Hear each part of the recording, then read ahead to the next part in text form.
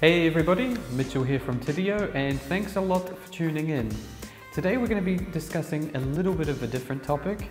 We're going to be talking about how to handle customer complaints. Now, it goes without saying that this topic can be particularly painful for some.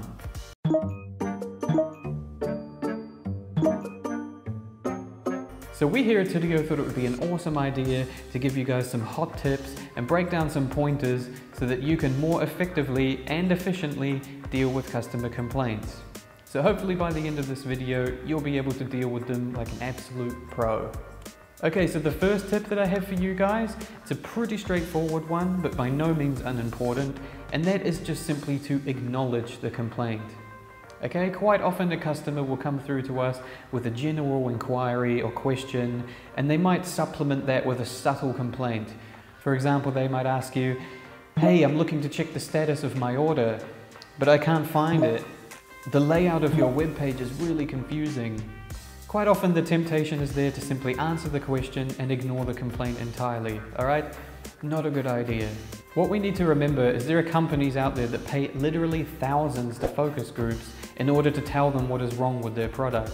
These customers are taking the time to give us their feedback and tell us what's wrong completely free. We just need to take the time to ask. So ask this customer, what did you find confusing exactly?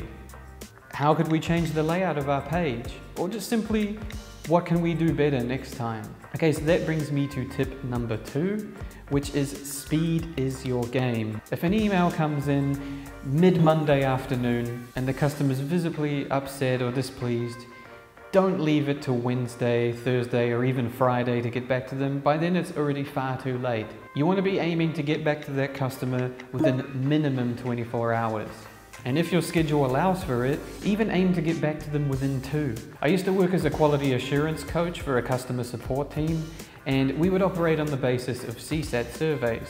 Now, whenever a negative survey would come in, the first thing that we would do is we would pick up the phone and we would call back the customer within sort of 2 to 3 hours. And before we even got down to addressing the complaint itself to find out what went wrong, the customers were saying, "Wow, I didn't expect you guys to get back to me, and certainly not that quickly." You could see it already opened them up to having some kind of dialogue with me in order to get to the bottom of what went wrong and find some kind of resolution. So this one is really important. React on complaints as fast as you can. Okay, so the next tip I have for you guys, which is tip number 3, that's to demonstrate empathy. Okay, show understanding. As human beings, when we complain and when we vent, we just want someone to listen to us. We want to feel validated and we want to feel understood. So if a customer is coming through and they're telling us they're extremely frustrated or they're really upset or disappointed, a simple "I understand" can go a long way. And what's really effective about this tip is that quite often as customer service representatives, we don't have the power to simply wave a magic wand and make all of the customer's problems go away.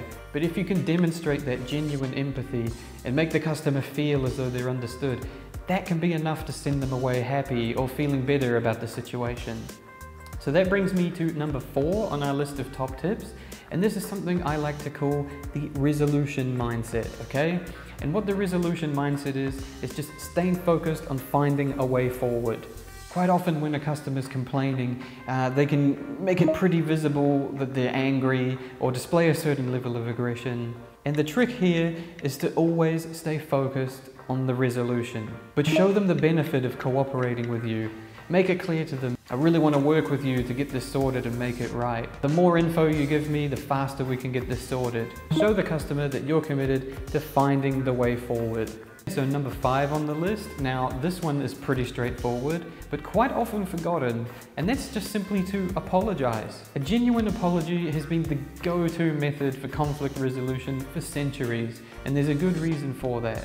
If you want to develop that healthy, long-term relationship with your customers, you need to know when to swallow your pride and say sorry, especially when it was your fault. Sometimes you might need to do that even if it's not explicitly your fault. Sounds a little bit like my relationship.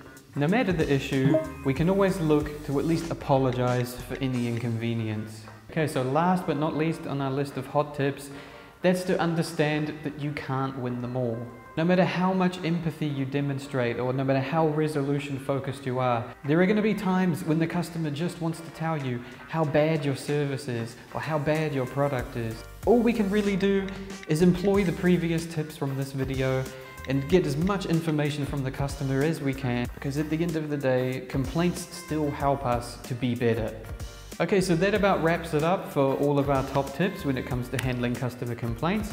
I hope you found this information really useful and that you'll put it into practice in your daily working life. If you have any thoughts or suggestions on what you would like to see next, make sure to leave those in the comments below. And the next video we'll be looking to do is breaking down a few stereotypical complainer types. We need to know how to think on our feet and to adapt and tailor our approach to certain types of complainers and complaints. So I hope to see you again then, and thanks a lot for tuning in, everybody. Bye for now.